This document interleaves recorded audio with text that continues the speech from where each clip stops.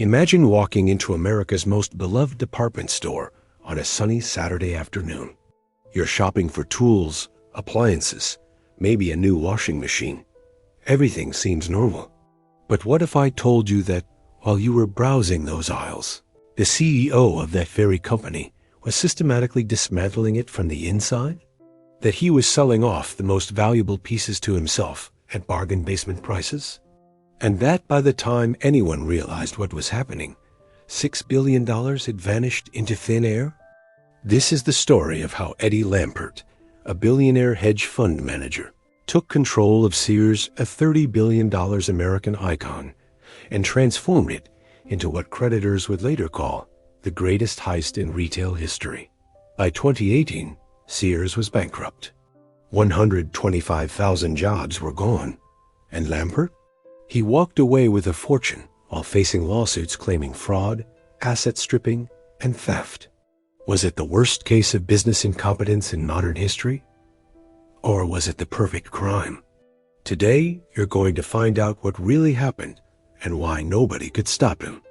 If you're enjoying this story about the economic events that shaped our world while everyone else was sleeping, please hit that like button and subscribe to The Sleeping Economist.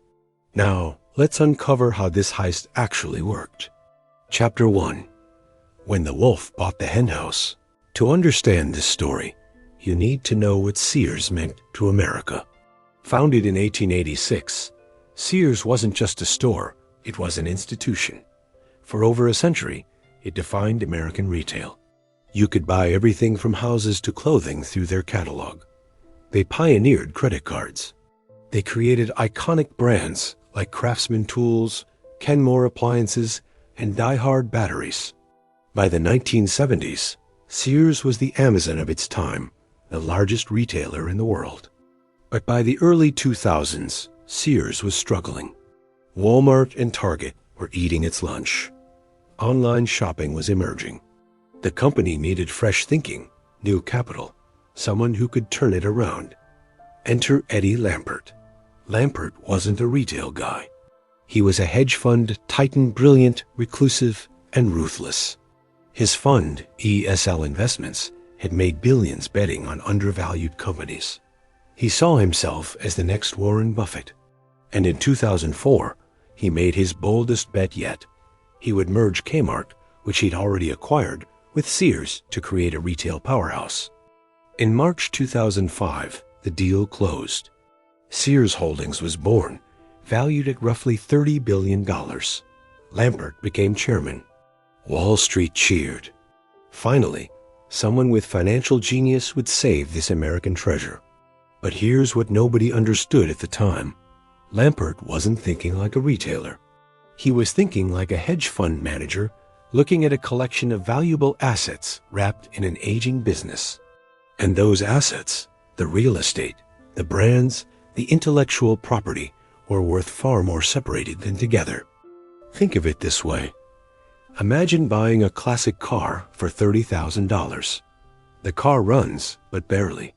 However, you notice the engine alone is worth $15,000. The vintage parts? Another $10,000. The frame and body? Maybe $8,000.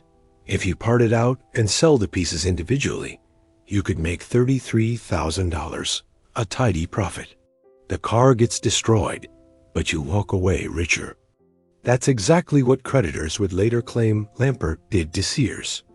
But he didn't do it overnight. He didn't smash and grab. Instead, over 13 years, he executed a precise, methodical strategy that would strip billions in value while technically staying within legal boundaries, at least. That's what his lawyers would argue. From 2005 to 2011, Lampert positioned himself perfectly. He became CEO in 2013. He controlled the board. His hedge fund, ESL, was Sears' largest shareholder and also its biggest lender. He was the player, the referee, and the scorekeeper all at once. And then, as Sears began hemorrhaging money, the real extraction began. Chapter 2. The slow bleeding of an icon. By 2011, Sears was losing money, serious money. The company would lose $7.1 billion Between 2011 and 2014 alone, sales were plummeting. Stores looked shabby and outdated. Employees were being laid off by the thousands. Lampert claimed he was trying to save the company through financial discipline, but what he was actually doing was very different. First, understand that Lampert ran Sears like a hedge fund experiment, not a retail business. He implemented a radical decentralization strategy where departments competed against each other for resources. Instead of cooperating, Sears divisions started cannibalizing one another. The appliance department fought with the tool department. Corporate infighting became legendary. Meanwhile, Lampert slashed store investments. While competitors like Target were renovating and modernizing, Sears stores were literally falling apart. Ceilings leaked. Lights went out. The shopping experience became depressing. But here's the twist. While Lampert wasn't spending money to fix stores, he was spending plenty on something else, extracting assets. In 2012, Sears began selling some of its most valuable real estate to guess who? A company called Seritage Growth Properties, and who owned 43.5% of Seritage. Eddie Lampert's ESL hedge fund. Who was Seritage's chairman? Eddie Lampert himself. Here's how it worked. Sears owned hundreds of prime real estate locations, property in malls, valuable urban areas, places worth billions. Lampert created Seritage specifically to buy this real estate from Sears. Then Sears, the struggling company, would rent those same properties back from Seritage at market rates. Think about that. Lampert took valuable assets that Sears owned free and clear, sold them to himself through a company he controlled, and then made Sears pay rent to him for buildings they used to own. It's like selling your house to yourself, then charging yourself rent to live there.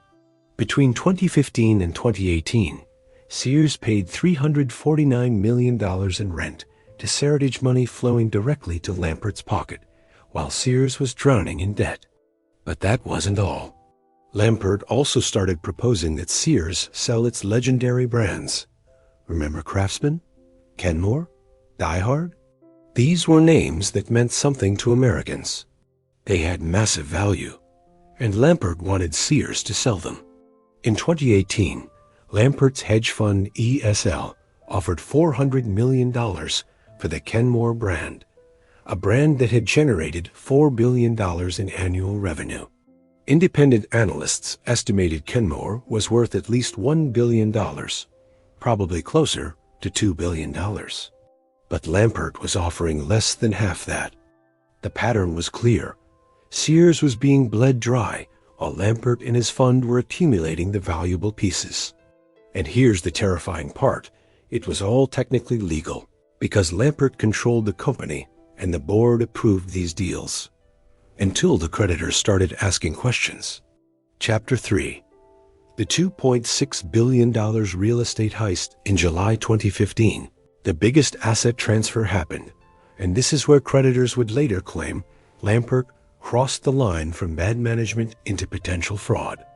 Sears spun off 235 of its most valuable properties to Seritage Growth Properties in a complex deal worth $2.58 billion. On paper, it looked like a rights offering to shareholders. Sears shareholders could buy shares in this new real estate company. Sounds fair, right?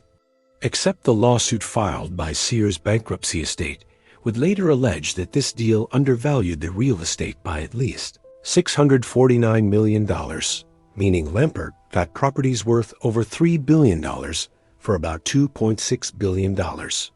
That's more than $500 million in instant profit. But the theft wasn't just in the undervaluation. It was in how the deal was structured. Sears didn't just sell the properties. It sold them and signed long-term leases to rent them back. These weren't favorable terms. These were market-rate leases that would cost Sears hundreds of millions in rent payments over the coming years. Sears was now locked into paying rent on 235 properties it used to own free and clear. And here's where it gets even more suspicious. The leases included provisions that if Sears stopped paying rent or closed stores, they'd face massive penalties. Essentially, Lampert had created a financial trap. Sears was now obligated to pay his real estate company enormous sums, even as it was hemorrhaging cash. Think about the incentives here. As Seritage's chairman and largest shareholder, Lampert wanted Sears to keep paying rent to Seritage. But as Sears' CEO and largest shareholder, he supposedly wanted Sears to survive and thrive. These interests were directly opposed. This is what lawyers call conflict of interest. More specifically, it's what they call self-dealing, when someone with a duty to one party makes deals that benefit themselves at that party's expense. The Seritage deal happened in 2015. By early 2017, Sears was so cash-starved that it had to sell its crown jewel, the Craftsman brand. Stanley Black & Decker paid $900 million for it, not to Lampert, but to Sears Holdings in a straight sale. The market valued Craftsman far higher when selling to an independent third party than when Lampert's fund was offering to buy it. That same year, Lampert also spun off Land's End, the clothing brand, in another deal creditors would later claim was designed to benefit him at Sears' expense. By 2018, Sears was a hollowed-out shell. The real estate was gone. The iconic brands were being sold off. The company was losing hundreds of millions every quarter. And creditors, the suppliers, vendors, and bondholders who had lent Sears money, were starting to realize they might never see their money again. In October 2018, Sears Holdings filed for Chapter 11 bankruptcy. It was the end of an American icon. But for Eddie Lampert, it was just the beginning of the next phase of his plan. Chapter 4. A bankruptcy rigged from the start when Sears declared bankruptcy. It owed billions to creditor suppliers who had provided merchandise, landlords who owned stores, workers who were owed pensions, bondholders who had lent money. Under normal bankruptcy proceedings, these creditors would get whatever value remained in the company when assets were liquidated. But this wasn't a normal bankruptcy. Within weeks of the filing, Lampert made an audacious move. His hedge fund ESL submitted a bid to buy Sears out of bankruptcy for $5.2 billion. He would become the owner of what remained of the company, the stores that were still operating, the Kenmore brand, some real estate, and other assets. Creditors were furious. They argued that Lampert had spent years stripping Sears of its valuable assets, driving it into bankruptcy, and now wanted to buy what was left at a bankruptcy sale discount. They called it the final insult. One creditor committee wrote in court filings, Lampert caused the debtors bankruptcy by stripping them of their most valuable assets, and then seeks to purchase the debtors' remaining assets for a fraction of their value. They fought hard to block the sale. They wanted Sears liquidated instead, with proceeds going to creditors. They argued that Lampert shouldn't be allowed to profit from his own misconduct. But in February 2019, a bankruptcy judge approved ESL's bid. Lampert won. He bought Sears' remaining assets for $5.2 billion, which sounds like a lot until you realize this included assuming some debts and liabilities. The actual cash component was much smaller, and he got to keep running about 400 Sears and Kmart stores through a new company he created called Transform Holdco. Think about what just happened. Lampert took control of Sears in 2005 when it was worth $30 billion. Over 13 years, he extracted billions in real estate, brands, and assets. He drove the company into bankruptcy. Then he bought what remained for a fraction of the original value, while creditors were left holding the bag for billions in unpaid debts. According to court documents, creditors estimated they would recover only pennies on the dollar. Suppliers who had shipped merchandise to Sears goods worth millions would never be fully paid. Workers lost jobs and pensions. Bondholders saw their investments evaporate. But the total damage to creditors wasn't the only shocking number. Researchers and journalists later calculated something even more disturbing, including the $900 million Craftsman sale. The $2.6 billion Seritage real estate deal, the $200 million DieHard brand sale, the Land's End spinoff, various loans where ESL charged Sears interest, and the bankruptcy purchase itself, Lampert and entities he controlled had extracted or controlled roughly $6 billion in value from Sears while the company collapsed. $6 billion. Meanwhile, 125,000 Sears and Kmart employees lost their jobs between 2005 and 2019. An American institution was destroyed. Communities lost anchor stores that had anchored their malls for generations. And that's when the creditors decided to fight back with the weapon they had left, a massive lawsuit claiming fraud. Chapter 5. The $2 billion fraud lawsuit. On April 18, 2019, just 2 months after the bankruptcy sale was approved, Sears' bankruptcy estate filed a 110-page lawsuit that shocked the business world. The suit named Eddie Lampert, his hedge fund, ESL, and several other executives and board members. The allegation? Fraudulent transfer of at least $2 billion in assets. The lawsuit laid out 5 specific transactions that creditors claimed were fraudulent. Transaction 1, the $2.58 billion Seritage real estate spinoff, which the suit claimed undervalued properties by at least $649 million and saddled Sears with crushing rent obligations. Transaction 2, the $1 billion Land's End spinoff in 2014, which creditors claimed was done at an unfavorable time and undervalued the brand. Transaction 3, the $500 million transfer of assets related to Sears hometown and outlet stores. Transaction 4, various loans totaling hundreds of millions where Lampert's ESL lent money to Sears at high interest rates while Sears was insolvent, essentially lending money to a dying company, knowing he'd be first in line to get repaid. Transaction 5, the Kenmore proposal and other brand deals where Lampert allegedly tried to acquire valuable intellectual property at below-market prices. The lawsuit used powerful language. It claimed Lampert and other insiders lined their own pockets with billions of dollars while knowing Sears was insolvent. It said they stripped the company of its most valuable assets beyond the reach of creditors. It argued that these weren't just bad business decisions. They were intentional fraudulent transfers designed to benefit Lampert at creditors' expense. Here's the legal theory. In bankruptcy law, there's something called a fraudulent conveyance or fraudulent transfer. This happens when someone moves assets out of a company that's insolvent, meaning it can't pay its debts, specifically to keep those assets away from creditors. If a court finds that transfers were fraudulent, they can be reversed, meaning the assets or their value must be returned to the bankruptcy estate. Creditors argued that Lampert knew Sears was dying. He knew it couldn't pay its bills. Yet he continued to extract assets through these deals, specifically to benefit himself and ESL before Sears inevitably collapsed. Lampert and his lawyers, of course, denied everything. They argued that every transaction was approved by Sears' board, reviewed by lawyers, and done in good faith to try to save the company.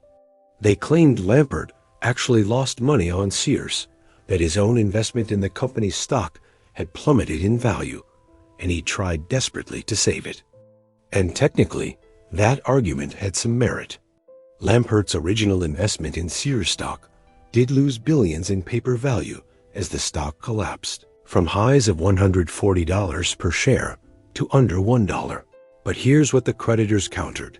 Even if Lampert lost money on his Sears stock, the deals he made through ESL and Seritage generated billions in value. According to an analysis by Institutional Investor magazine, when you add up everything the Seritage profits, the Craftsman sale, the real estate gains, the interest on loans, Lampert and his entities made approximately $1.4 billion in profit from the Sears saga, separate from his stock holdings. Chapter 6. Was it incompetence or the perfect crime? The legal battle dragged on for years. Depositions were taken. Documents were exchanged. Both sides prepared for what would be a monumental trial about the boundaries of acceptable business behavior. But in August 2022, something interesting happened. The parties settled. Lampert and ESL agreed to pay $180 million to the Sears bankruptcy estate. They admitted no wrongdoing. The lawsuit claimed they owed $2 billion. They paid less than 1/10 of that. Creditors who were owed billions still got only pennies on the dollar, but at least they got something. So what do we make of this story? Was Eddie Lampert an incompetent CEO who genuinely tried to save Sears and failed? Or was this one of the most elaborate asset-stripping schemes in American corporate history? The truth probably lies somewhere in between, but leaning heavily toward the latter. The Sears collapse holds several crucial lessons for understanding modern corporate America. Lesson 1. Conflicts of interest are dangerous. When one person controls multiple entities on both sides of transactions, the temptation to self-deal becomes overwhelming. That's why most companies have strict conflict of interest policies and independent board oversight. Sears' board failed to provide that oversight. Lesson 2. Financial engineering can't replace operational excellence. Lampert thought he could manage Sears like a portfolio of assets, optimizing each piece. But retail is about customer experience, employee morale, and brand value, things that can't be reduced to balance sheet entries. You can't cut your way to prosperity. Lesson 3. Bankruptcy law has loopholes. Lampert exploited the gap between legal and ethical. Many of his transactions were technically approved by the board and reviewed by lawyers, but they still devastated creditors and employees. Lesson 4. In America, if you're rich enough and smart enough, you can often walk away from disasters you created. Lampert faced a massive lawsuit, but settled for pennies on the dollar. He may have lost money on paper, but his quality of life barely changed.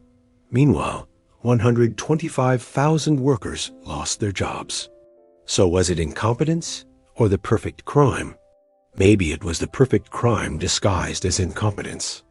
If stories like this, where we uncover the economic events that shaped our world while most people weren't paying attention, fascinate you, please like this video and subscribe to the channel, because we're just getting started with these financial educational mysteries.